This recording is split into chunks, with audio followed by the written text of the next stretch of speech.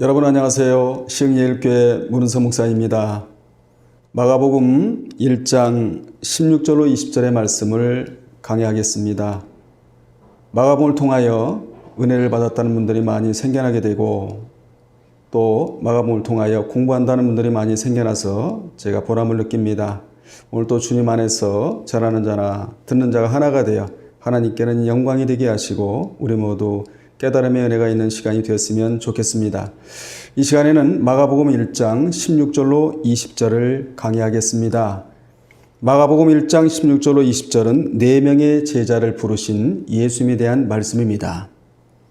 4명의 어부들이 먹고 사는 문제 때문에 물고기를 잡다가 주님을 만남으로 이제 사람을 낚는 즉 영적 어부로 즉 하나님의 나라를 전파하는 최초의 제자로 부름받은 내용이 바로 본문에 주된 내용입니다.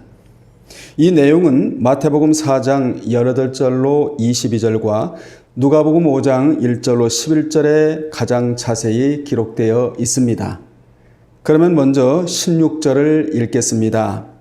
그리고 원문에 보면 그리고가 나옵니다. 그리고 갈릴리 해변으로 지나가시다가 시몬과 그 형제 안드레가 바다에 그물 던지는 것을 보시니 그들은 어부라는 말씀이 16절에 기록되어 있습니다. 본문을 직역하면 그리고 그가 그 갈릴리 바다를 따라 거닐고 계실 때 이렇게 되어 있습니다. 본절 서두에 카이 즉 그리고가 있어서 14절과 15절 이 두 구절을 연결하는 사건임을 알 수 있습니다. 이 사건이 일어난 갈릴리 바다는 넓이가 약 10km 정도이며 길이가 약 20km 정도이고 수심이 약 50m 정도이며 일반 그 바다의 수면보다는 약 240m 낮은 내륙 호수로서 물고기 종류가 약 200여 종이 될 정도로 풍성하다고 합니다. 그래서 그 바다에는 고기 잡는 사람들이 많았습니다. 예수님의 제자들도 이곳에서 고기를 잡던 전문가들이었습니다. 예수께서 갈릴리 해변을 지나가시다가 우연히 시몬과 안드레를 만나 제자로 부르신 것입니다. 그러나 요한복음 1장 35절로 42절에 보면 이미 안드레와 시몬은 유대 지역에서 예수님을 만나 대화를 나눈 것으로 기록되어 있습니다. 뿐만 아니라 누가복음 5장 1절로 11절에 보면 예수께서 갈릴리 해변에서 무리들에게 말씀을 전하실 때 시몬의 배에서 전하셨고 이어 그에게 깊은 데로 가서 그물을 내려 많은 고기를 잡게 하신 후에 이들을 부르셨습니다. 따라서 예수께서 시몬과 안드레를 어느 날 갑자기 부르신 것이 아니라 수차례 접촉을 통하여 부르신 것을 알 수 있습니다. 그러나 마가는 모든 정황적 내용을 생략하고 그들을 제자로 부르셨고 그들이 그 명령에 순종했다는 사실 자체만을 간략하게 기록하고 있습니다. 시몬은 히브리식 이름으로 드름이라는 의미입니다. 후에 아람어로는 게바라는 이름으로 불렀고 헬라어로는 베드로 즉 페트로스 반석이라는 이름을 받았습니다. 요한복음 1장 42절에 나오는 말씀입니다. 안드레는 헬라식으로 남자라는 의미입니다. 그는 세례 요한의 제자였으며 예수님이 유대에서 사역하실 때 만난 후 그의 형제 베드로를 예수께 인도한 자였습니다. 요한복음 1장 40절에 이 같은 내용이 기록되어 있습니다. 예수님을 먼저 발견한 안드레는 자기의 형제 시몬을 찾아가 우리가 메시아를 만났다고 증거합니다. 등불을 켜면 집안 사람부터 비추게 되듯이 이렇게 전도는 가까운 사람부터 시작이 되는 것입니다. 전도는 주님을 발견한 자가 할 수가 있는 것입니다. 주님을 만난 자가 전도할 수가 있는 것이지요.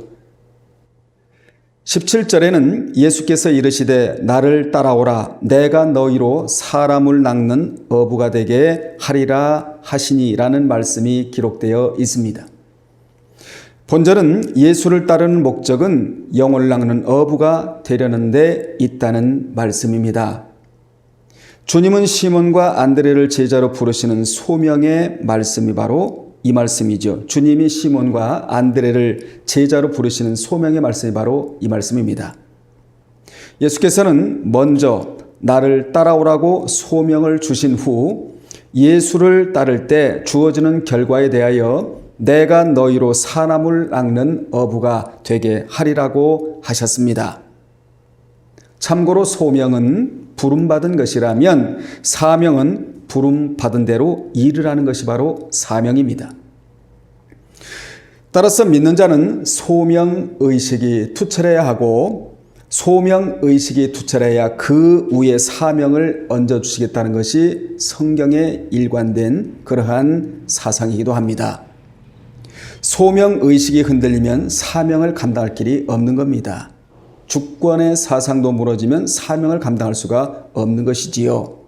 주권이 바로 정립이 될 때에 사명이 흔들리지 아니하고 감당할 수 있을 뿐만 아니라 사명을 잘 감당할 때 하나님의 보상이 따른다는 것이 성경이 주는 교훈입니다. 여기 사람은 안드로포스로 원문에는 남성 복수형 명사로 쓰여서 사람들입니다.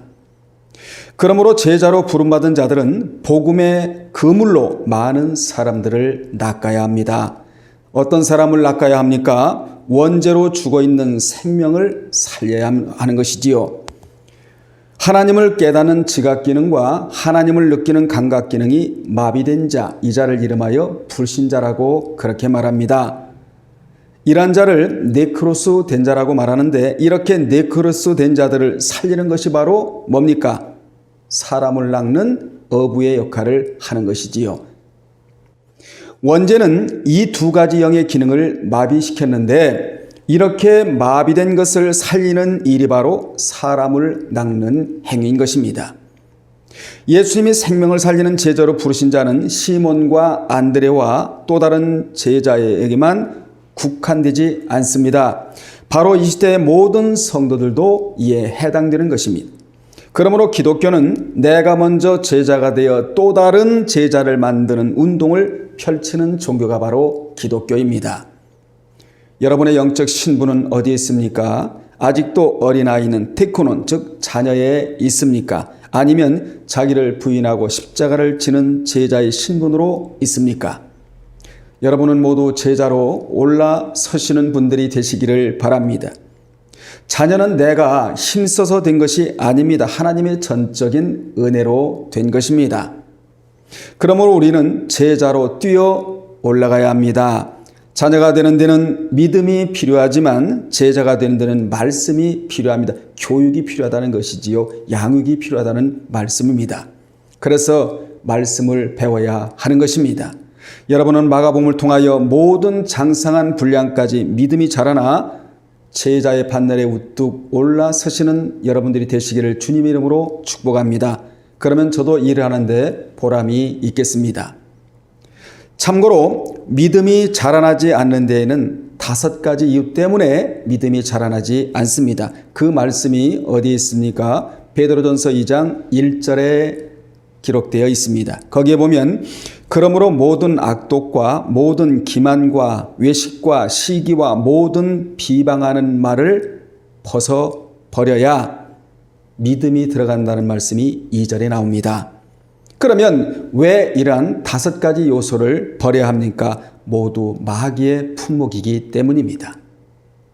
이 품목들을 내다 던져버려야 2절에 보면 갓난 아기들 같이 순종하고 신령한 말씀의 젖을 사모할 수가 있다라고 기록을 하고 있습니다. 이것이 마침내 구원에 이르게 한다고 에이스 소테리아 천국 안으로 쏙 들어가게 한다는 말씀이 2절 하반절에 기록되어 있는 것입니다. 18절입니다. 곧 그물을 버려두고 따르니라 라는 말씀이 마가복음 1장 18절에 기록되어 있습니다. 예수님의 부름에 대한 시몬과 안드레의 반응은 곧이었습니다. 유디스 곧 신속한 반응이었지요. 즉시 반응을 보였습니다.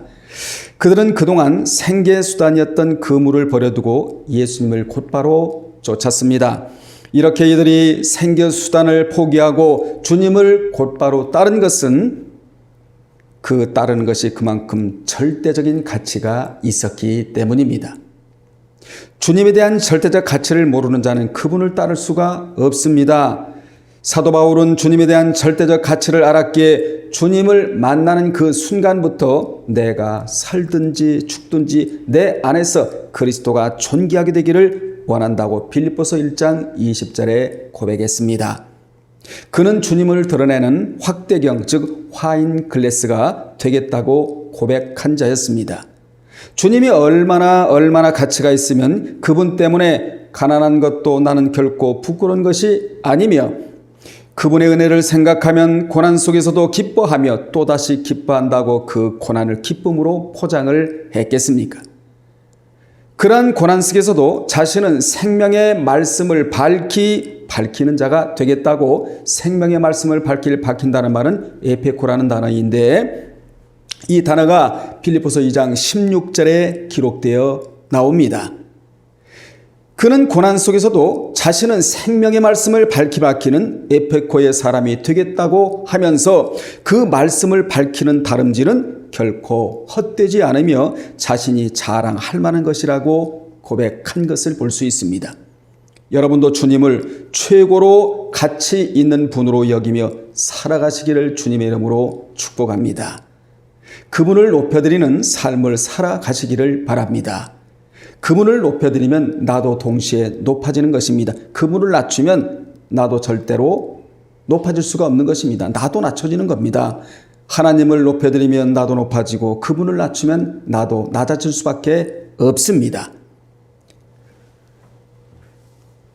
자신을 우리는 높여서는 안 되고 하나님이 우리를 높여줄 때까지 하나님을 높이고 인내하고 살아야 됩니다. 그런 자가 어떤 자입니까? 자신이 자신을 쓰지 않는 자입니다. 우리는 내가 나를 써서는 안 되고 주님이 나를 사용하셔야 복받은 자입니다. 나의 사용처가 주님이 되어야 한다는 말씀을 제가 드리고 있는 겁니다. 마가복음 1장 19절로 가겠습니다. 조금 더 가시다가 세베대의 아들 야고보와 그 형제 요한을 보시니 그들도 배에 있어 그물을 깁는데 라는 말씀이 나옵니다.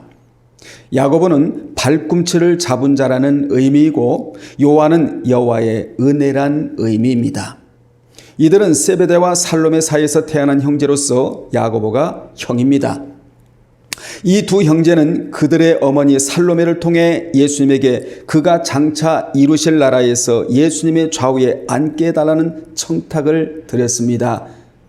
마가복음 10장 35절로 37절과 마태복음 20장 20절로 23절에 기록되어 있는 내용입니다. 그들은 주님께 와서 쉬운 말로 좌의정, 우의정 자리를 달라고 한 그러한 자들인데 이 자리는 주님의 마음이 찢어지는 자리였습니다. 주님을 육적인 메시아로 알았던 살로메는 그 아들들을 데리고 예수께 와서 절하면서 구하자 주님은 무엇을 원하느냐 하시자 그녀는 나의 이 두 아들을 주의 나라에서 하나는 주의 우편에 하나는 주의 좌편에 앉게 명하소서라고 부탁을 한 것입니다. 그러나 예수께서 너희는 너희가 구하는 것을 알지 못하는도다. 내가 마시는 잔을 너희가 마실 수 있느냐? 그러자 그들이 할 수 있다고 말한 대로 야고보가 예수님의 12 제자 중에서 가장 먼저 헤롯에게 순교를 당한 것입니다. 사도행전 12장 1절로 2절의 말씀입니다. 요한은 그들 중에서 가장 늦게까지 살아남아서 요한복음과 요한 1, 2, 3서와 계시록을 저술하는 등 많은 일들을 하다가 죽었습니다. 이 두 사람은 예수님의 수제자라고 할 수 있는데 베드로와 함께 예수님과 가장 가깝게 접촉한 세 제자 그룹을 형성하였던 것입니다. 그야말로 문고리 3인방이나 같은 사람들이었지요. 이 부분을 좀 더 다룬다면 주님은 그들의 그 같은 요구에 대하여 너희들이 하나님의 나라를 오해하였구나. 내 나라는 군림하는 나라가 아니라 섬기는 나라라고 하셨습니다. 주님은 너희가 섬기는 삶을 살아야지 자리나 탐하는 자로 살아서는 안 된다고 책망하신 것입니다. 그들이 이렇게 자리를 탐한 데에는 주님의 마지막 고백을 들은 후였습니다. 주님은 비로소 다음과 같이 메시아의 비밀에 대해 말씀하셨습니다. 이 구절을 이름하여 메시아의 시크릿절이라고 그렇게 말합니다. 그 말씀이 바로 어떤 말씀입니까? 인자가 많은 고난을 받고 장로들과 대제사장들과 서기관들에게 버림받아 죽임을 당하고 사흘 만에 살아내야 할 것을 비로소 저에게 가르치시는 것을 듣고는 마가복음 8장 31절에 나와 있는 말씀이지요.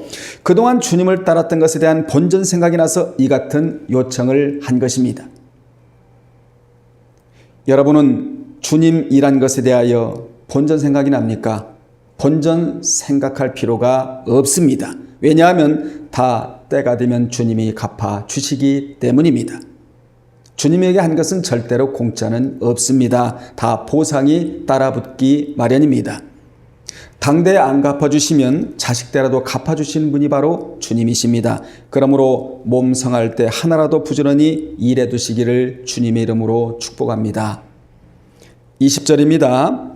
곧 부르시니 그 아버지 세베다를 품꾼들과 함께 배에 버려두고 예수를 따라가니라 라는 말씀이 20절입니다.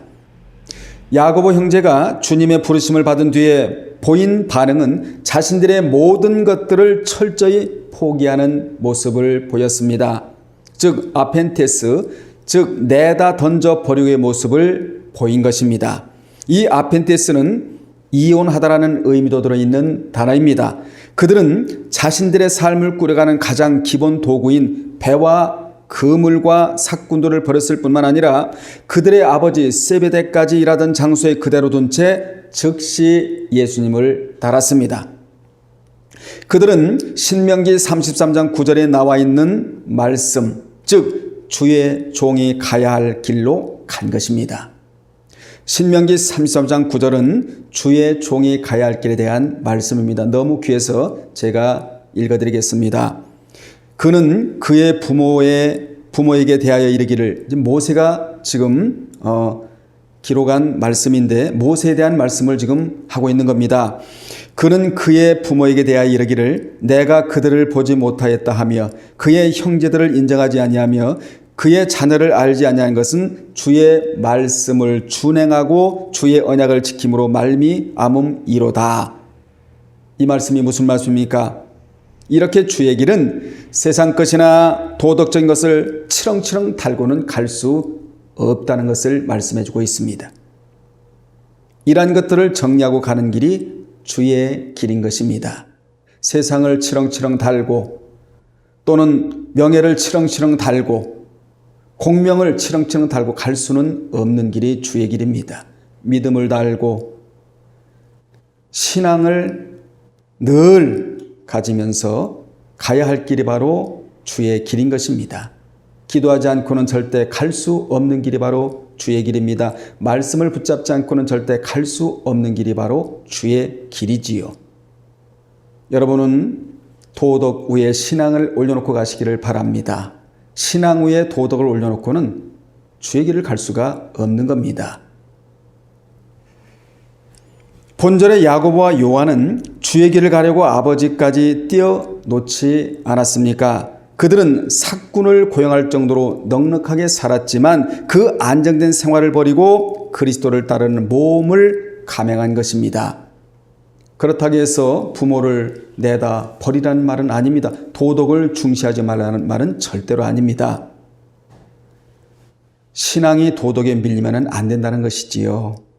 그래서 신앙길을 가는 데 있어서 항상 도덕에 잡혀서는 안 되고 신앙길을 가다 보면 도덕도 따라붙기 마련인 것입니다.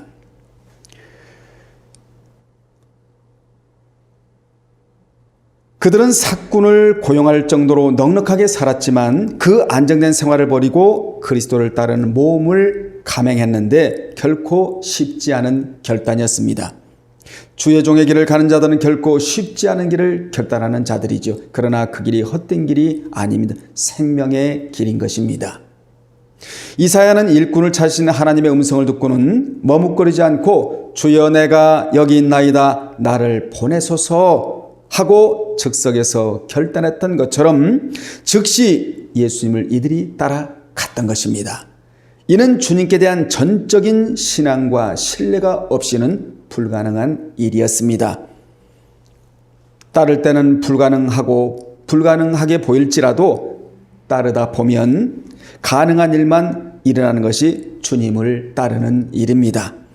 주님은 오늘날도 나를 따라 오라고 여러분들을 부르십니다. 이에 우리는 머뭇머뭇해서는 안 됩니다. 결단을 내려야 합니다. 주님에 대한 신뢰가 부족하면 머뭇머뭇하게 됩니다. 주님은 오늘도 선택된 일꾼을 부르십니다.